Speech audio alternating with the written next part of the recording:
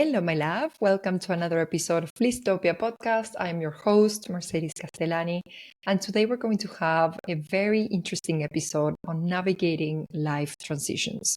Whether you chose that transition, you chose that change actively, or maybe you didn't choose that change. Maybe something happened in life and you're being invited gently by the universe to adapt to this change. So, as I revealed on last week's episode, I'm actually moving to Paris in October with my partner, with my doggy. So there's going to be a huge, major movement in my life. For the past month and a half, we've been preparing everything, how we're going to move our things, when we're flying, whom I'm going to rent my apartment. So many bits and pieces that had to fall together so that I could, prepare this move. And this situation in life actually inspired me to create this episode when we are going to talk about life transitions and how to manage life transitions, which can be sometimes, they're going to be unsettling, they're going to be uncomfortable, sometimes they're going to be hard. So, my hope today with this episode is to inspire you as you move your own life transitions to do this from a more grounded space, from a more peaceful space. So, let me share 4 things that have helped me leave this transition a little bit better. So, the first one is to set your intention. When you are, creating a new life, moving to a new country, changing jobs, changing the situation in your life, there is going to be a lot of uncertainties and challenges. So, in order to anchor yourself, it can be quite interesting to set your intention for this move. This move is going to happen anyways. And it can happen in a default setting, meaning that you're anxious, you're nervous, you just, go with the flow and let yourself be carried by the motion. Or you can actually decide to do something a little bit more intentional and to define an intention for your change. And you can decide what the energy of this change is, the kind of energy that you want for yourself and for this chapter of life. In my case, I decided my intention was to leave this move from a place of peace, smoothness, and togetherness. So I tried as much as possible. It's not perfect, of course, but I tried as much as possible to prepare things with a lot of advance because I knew that I would, eventually get a little bit more nervous, a little bit more anxious.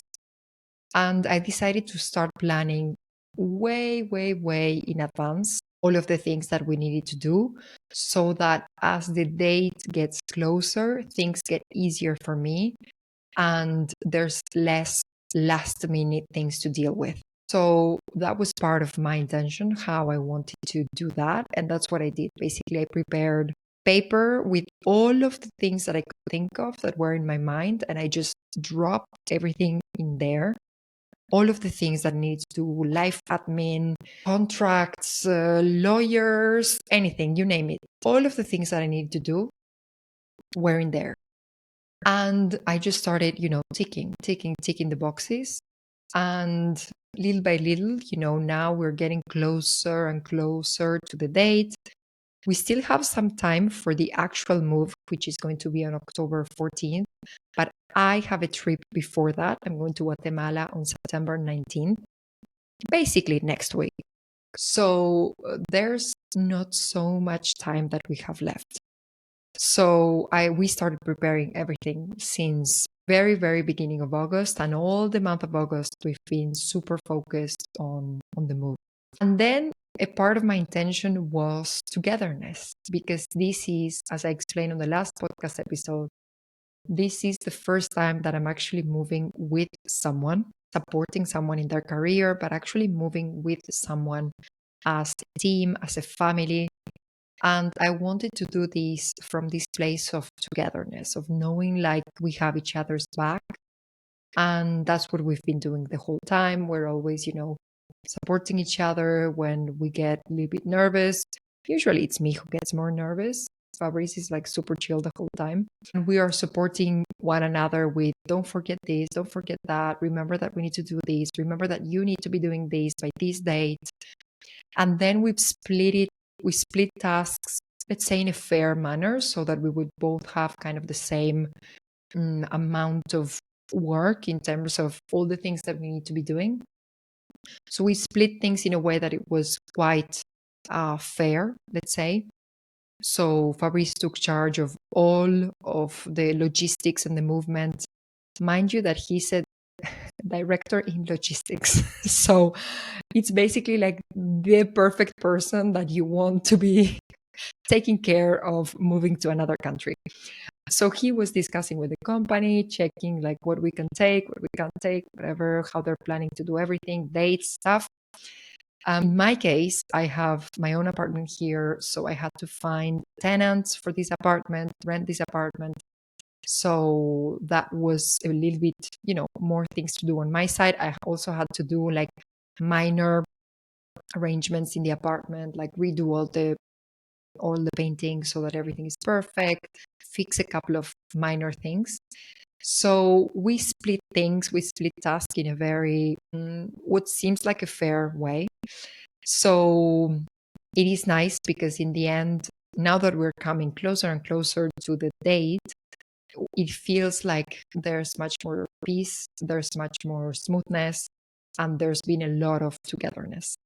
So if you are going on, on yourself, on your own life transition, I would recommend you to use meditation, to use journaling, to articulate your desires, to set your intention. And this practice will ground you and it will give you a sense of purpose because again, that change is going to happen. And you can decide to do it from a default setting, or you can decide to do it from a higher place with more peace, with more calm. So I would definitely recommend you to lean into that process and set your own intentions for your own change. The second bit that has, oh my God, basically saved my sanity during this last month is meditation. You know that I meditate every day in the morning. That doesn't change.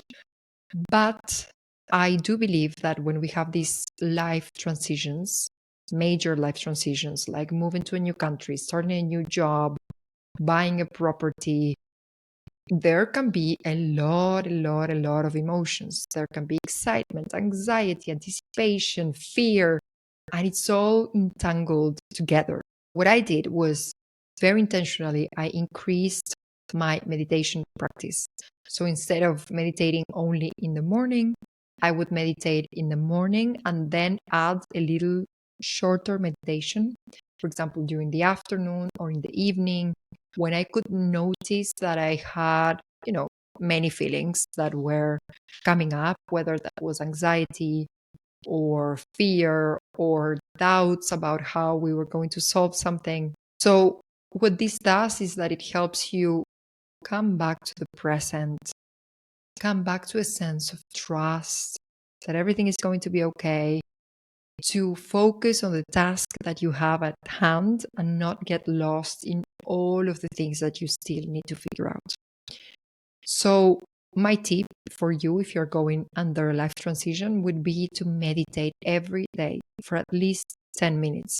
If you can meditate twice, even better, in the morning and in the afternoon, for example, or morning and evening. But at least 10 minutes in the morning would be amazing.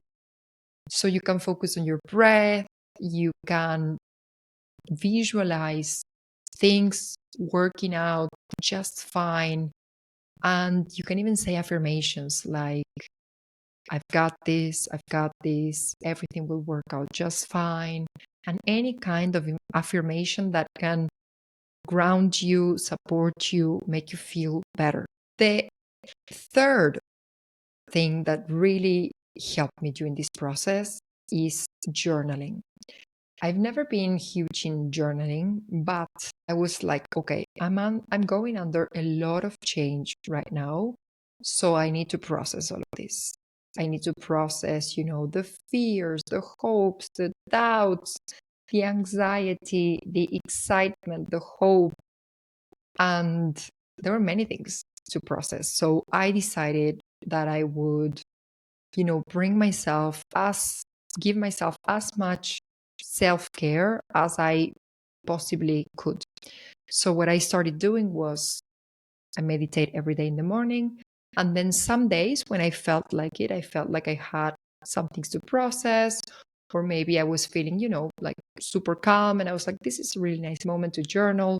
I would just put everything in there, process all of my emotions, all of my thoughts. And it allowed me to digest things as they were happening and to process doubts, hopes, fears, all of the things that are blended together when we experience such a change.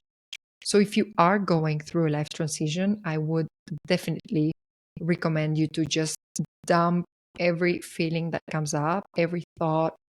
You know how sometimes it feels like everything is entangled?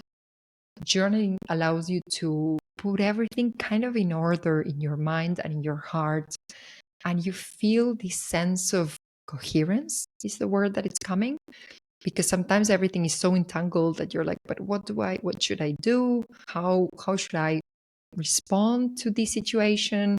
How can I deal with this situation? And then when you put it on paper and you're like, oh, this is actually what's happening. I feel a little bit like this, but also a little bit like this, but also a little bit like this. These and these bits, okay, I'm just gonna, whatever. I'm gonna let them pass by. I don't need to, do something about this. And about this bit, let me try and, I don't know, regulate myself or talk to someone or whatever it might be that needs to be addressed.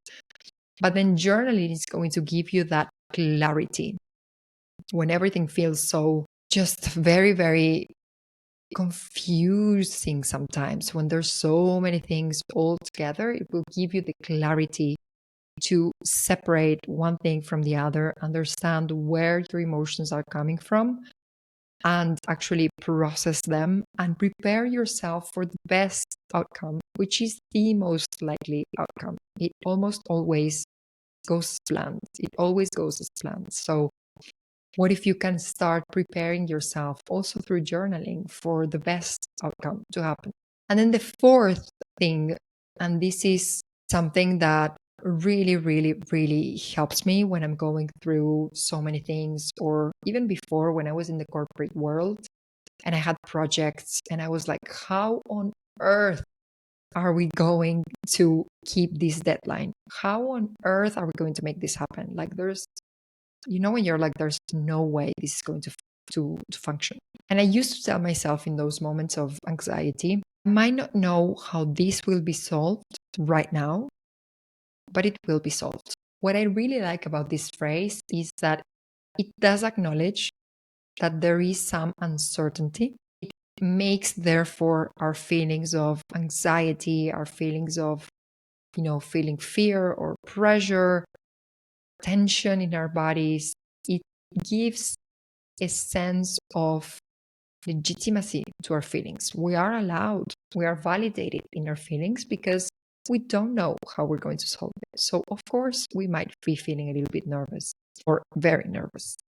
But then the second part is what I like, but it will be solved. And this second part brings this sense of trust, bring this sense of self-trust, because we can go back in time and think, every time I had a problem, I've actually solved it.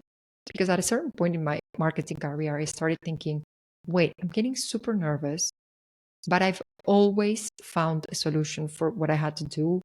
And I've always, kept my deadlines or found a way to make it work. Somehow it will be solved. Then the second bit brings this self-trust, and also self-trust even in the universe, knowing that there will be an answer for this, for sure.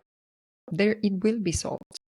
I don't know right now how that looks like, so I'm feeling a little bit worried, but I know deep down that I can trust myself, I can trust the universe, and there will always be a solution for things. These phrase. I like it because it really validates how you're feeling, but at the same time, it will soothe you as you're going to your dream, to your next step in life, through your transition. There will be a solution.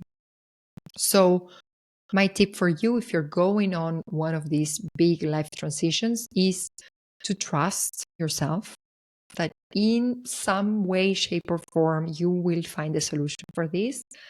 And also to trust in the universe that's guiding you in a direction. And even though right now you don't know how that looks like and everything is uncertain, in the end, everything will work out just fine. You will find the solutions you need to find, and the universe is guiding you to the best possible direction and scenario for you. So I hope you enjoyed this short and sweet episode. I want to use, sometimes my own experience to how we can, try to live these moments, which can be so unsettling and so uncertain and so uncomfortable, because it's not easy to change countries, to change jobs, to maybe have a divorce. It's not easy to go through major life transitions. Again, sometimes we choose them and sometimes we don't. So when we choose them, all of these, uncertainty and these feelings of discomfort, well, we've actually chosen to evolve, and we kind of accept that, well, there will be a little bit of discomfort in the meantime. But sometimes, especially if we haven't chose a change, if it's imposed on us, maybe we get fired from a job and we need to change jobs. Maybe our partner asks for a divorce and we're forced to separate from a person that we love and change our whole lives, especially in those cases. But in both cases, whether we've chosen it or not, in both cases, I think it's important to ground ourselves with an intention, to maximize all of our self-care routines, to meditate as much as possible, to journal so that you can process. And at the end of the day, everything will be just fine. And that something beautiful is waiting for you on the other side. Thank you so much for tuning into this week's episode. As you have seen, I've cried a little bit less than on the previous one. The previous one was very raw, very vulnerable. But I'm glad that I share that with you. And I will see you on the next episode. And in the meantime, in Blisstopia we trust.